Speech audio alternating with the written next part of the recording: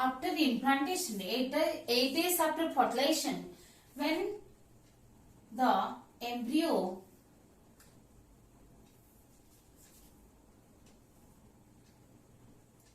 is implanted within the stratum functionalis. Here is the vessalis, then the myometrium, then the perimetrium.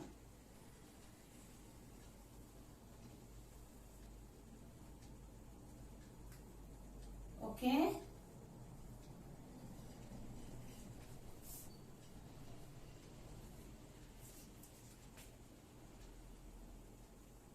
This is covered by completely, it is embedded within the, implanted within this stratum functionalis layer.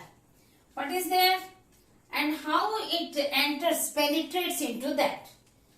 Let us draw the, here is the bilaminar embryonic disc with the amniotic,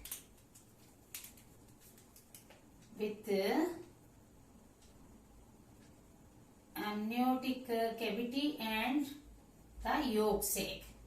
Let us draw outside its enlarged view.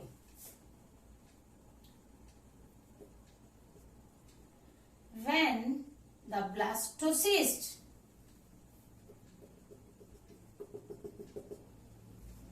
enters into the, completely penetrate into the stratum functionalis, the trophoblast cells undergoes change, that is 8 days after fertilization they undergoes change.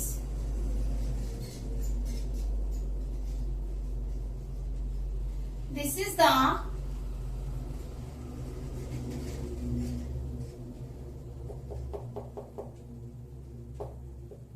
cytotrophoblast.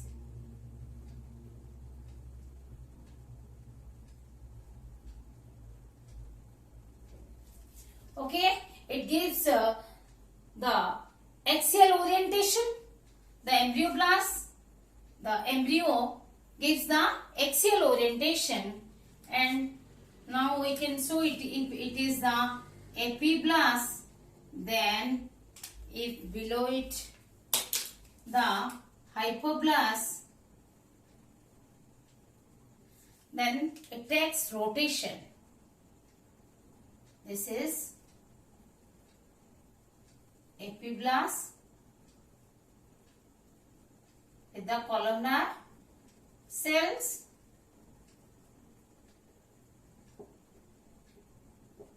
and below the hypoblast of cuboidal cells,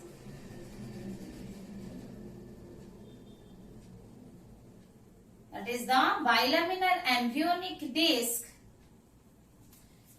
which is going to become trilaminar embryonic disc during the gastrulation,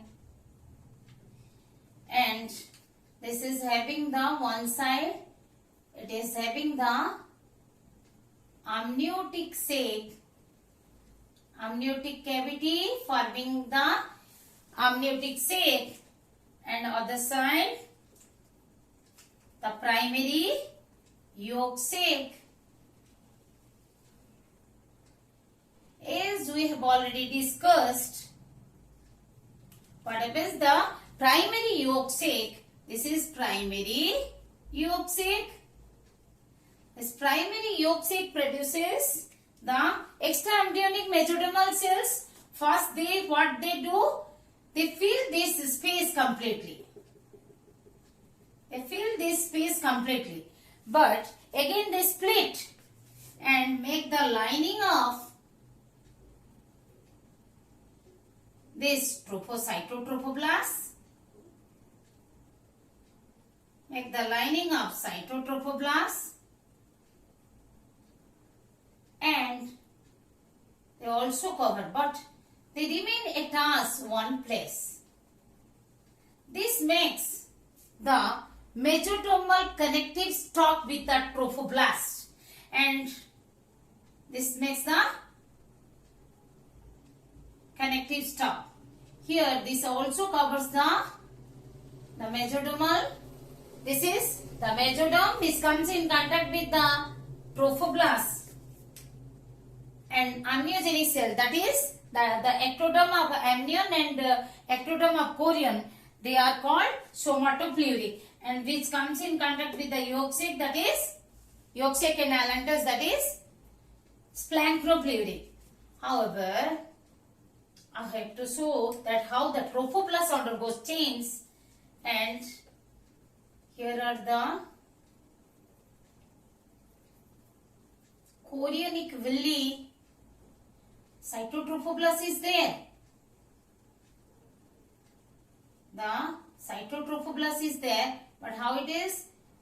The cytotrophoblast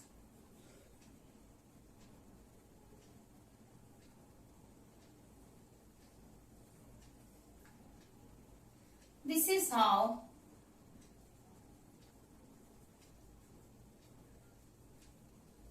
the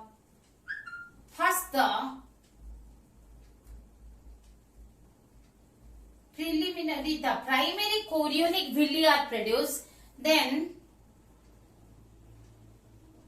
the secondary, when the mesoderm enters into this, that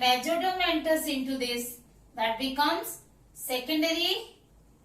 Then when blood vessels are supplied, then they become final, the definitive chorionic villi, or we can say the tertiary chorionic villi. Here the mesoderm is still connected like this in one region, and they hold the blood vessels.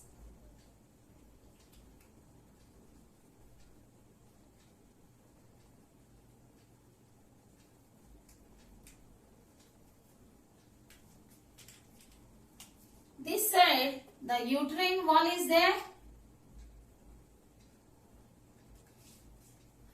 Syncytial trophoblast. First of all, let us draw the syncytial. Where is the syncytial trophoblast? Syncytial trophoblast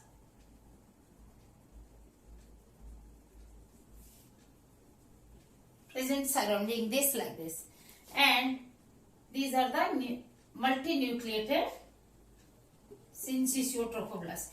When the proliferated cells from the cytotrophoblast, they move outward into this region, that becomes multinucleated, because when they enter into the syncytial trophoblast, outer trophoblast, they lose their cell boundaries. And here the large lacunae, the intervillous space,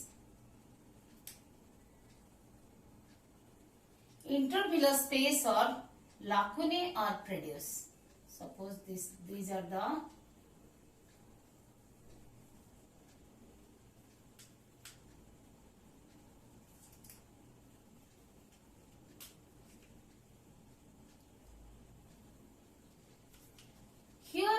lacunae. Lacuna, intervillous space or lacuna. These areas are called intervillous space or lacunae. Lacuna singular. Lacuna, they are nothing but intervillous space are formed. The embryo is making the intervillous space to store to receive the nutritive substances, that is maternal blood plasma over there, so that it can obtain the nutrients. These are the uterine artery, and becomes the arteriole. As we know, the chorionic cells, they secrete many digestive enzymes. They digest the extracellular matrix of the stratum functionalis. Even they erode the blood vessels, uterine blood vessels. So, what happens? Here, some blood vessels, they rupture and again they go out as the venule. Again becomes vein. Here arteries are coming and it divides the arteries which are coming. Arteries are coming and divided into arterioles. Arterioles, when they are reaching near, because by the enzyme secreted by the chorionic cells, the blood vessels are at some points they are digested. The wall is ruptured and so the blood flows into the lacuna, into these lacunae. And you see above the lacunae there is a channel. In the syncytial trophoblast itself there is a channel which can pass through to other lacunae. Through that channel above the lacunae, the space is there and blood can pass through. And I have shown you over here, and in this region, at first in this region the chorionic villi are produced rapidly. Even in other area also it is developed. Here you can imagine this is the interdigital region forming the disc shaped structure which is called placenta. This chorionic villi and the maternal tissue is also there. Along with that part, endometrial tissue, here it makes the disc shaped placenta.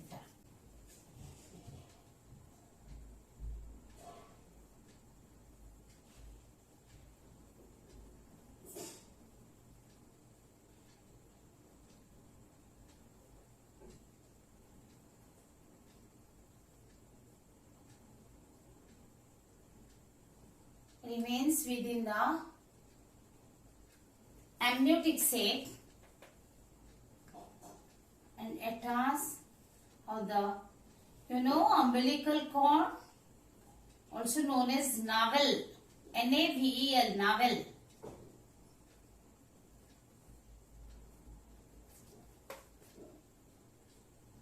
This is, suppose,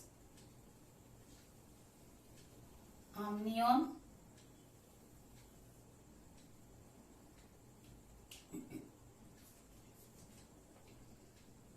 and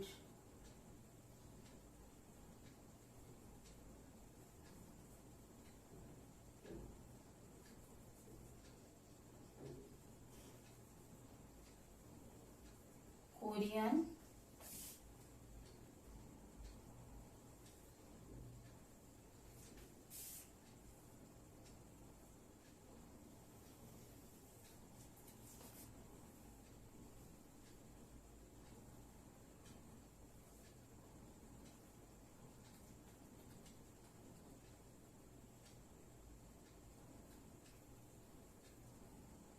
if this is the uterus and here is the chorion with the chorionic villi. Chorionic villi is present throughout its surface, throughout the surface of the membrane, but gradually they disappear, but only remains at the part where they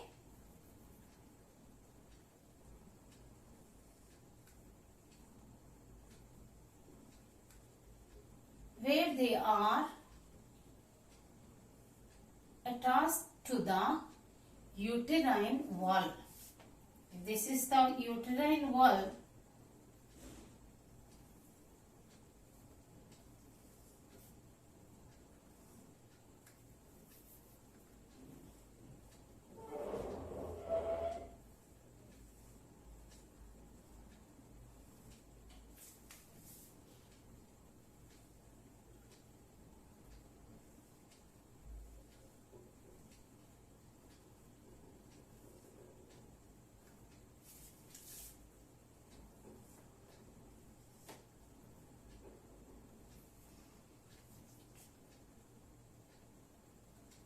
Here is the, suppose let us draw this chorion in blue one. Here the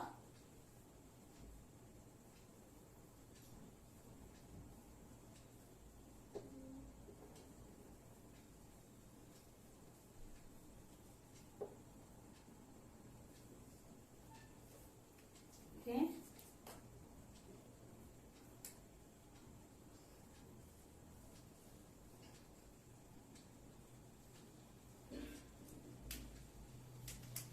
Suppose here is the decidua basalis, a part of the uterine part of the placenta, and the basalis, then the myometrium,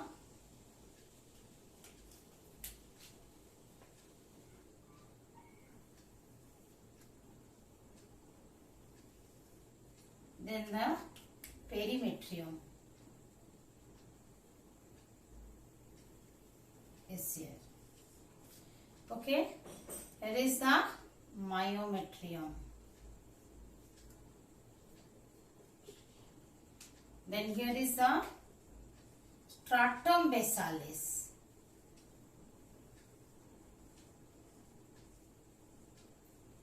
Where is this one?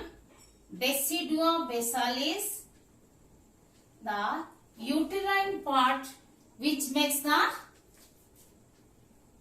uterine tissue which makes the interdigitation with chorionic villi. It remains like a disc shaped. Okay, it remains like disc shape. So the human placenta is called discoidal. And another thing, this is suppose the placenta. The human placenta is discoidal. Here is the umbilical cord consists of the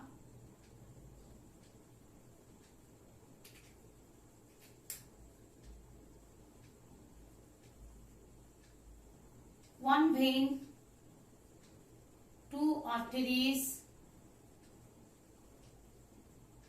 and packed with Wharton jelly.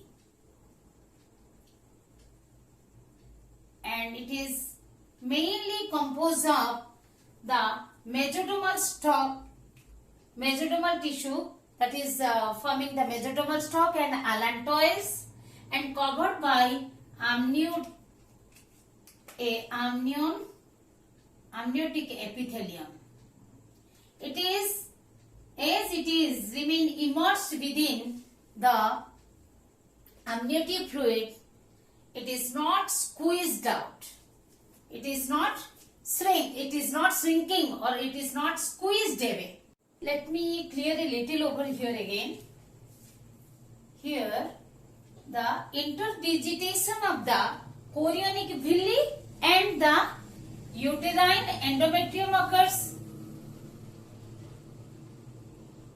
So, what is here? These are the chorionic villi. This chorionic villi have the intervillous space. they are called lacunae, and as I have shown you here, these lacunae are filled with, suppose these are the lacunae are formed within the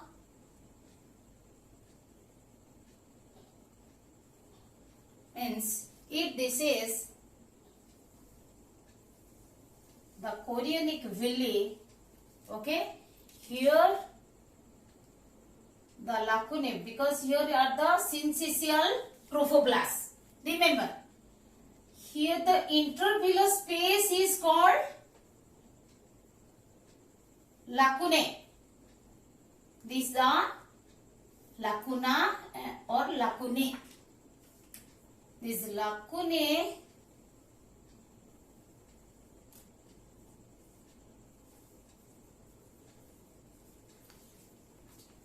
they create the spaces, the embryo creates the spaces to receive the maternal blood. So here how we can show, here you see, here the blood is filled. And here the maternal blood is running in the decidua basalis region, and blood flows within it, within this area. Okay, as it ruptures, blood flows into the channel and filled. These lacunae are filled with maternal blood. Thus the villi bath by maternal blood.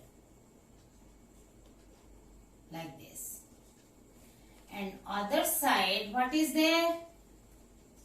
Here the umbilical cord consists of consists of 3 blood vessels.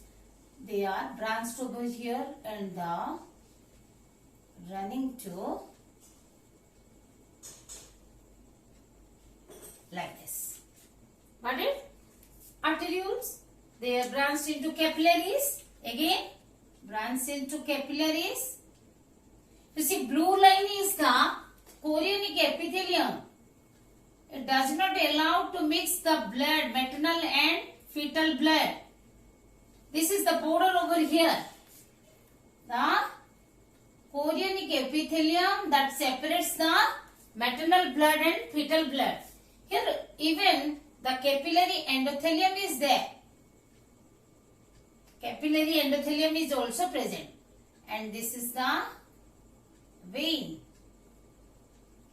Of course, the red one is vein, blue one is artery. Because it is reverse in case of umbilical vein and artery. The blue one is the artery. Remember, here these 2 arteries are coming down and branched into the villi to just transfer their waste material and the carbon dioxide into the maternal blood. So here the diffusion of the nutrient waste material and oxygen with the carbon dioxide occurs in this region. So what type of structure is formed over here?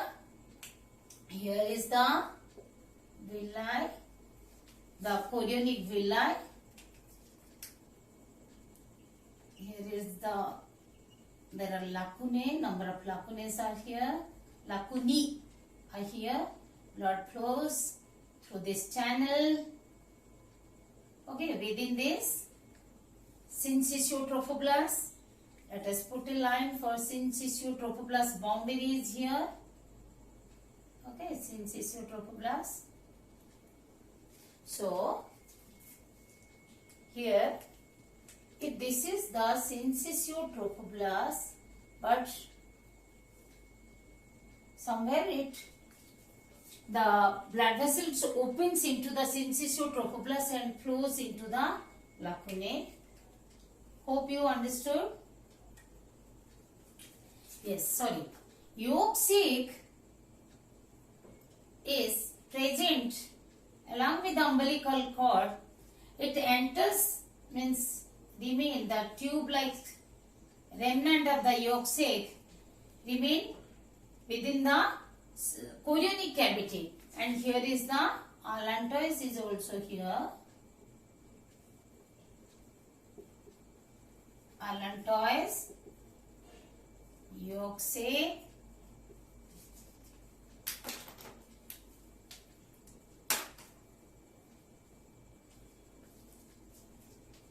this is the baby gradually grows in size, and even the amnion fuses with the chorion, and this chorionic cavity also gradually disappears, and here is the disc-shaped placenta. It gives a disc shape, and gradually this the chorionic villi of other surface disappears. Only this surface that disappears. Only the chorionic villi of this region where the interdigitation occurs, where it is linked with the maternal tissue, there only it remains chorionic villi. And this is the placenta, discoidal placenta, human placenta. Which one? This disc-shaped interdigitation region is the placenta. The human placenta, what is the type of human placenta? We will discuss afterward. And next we will study the types of placenta, that is why it is allantochorionic, hemochorial, discoidal, deciduate type. Human placenta is, what is the type of human placenta and its function. Okay, the head remains larger in the embryonic stage.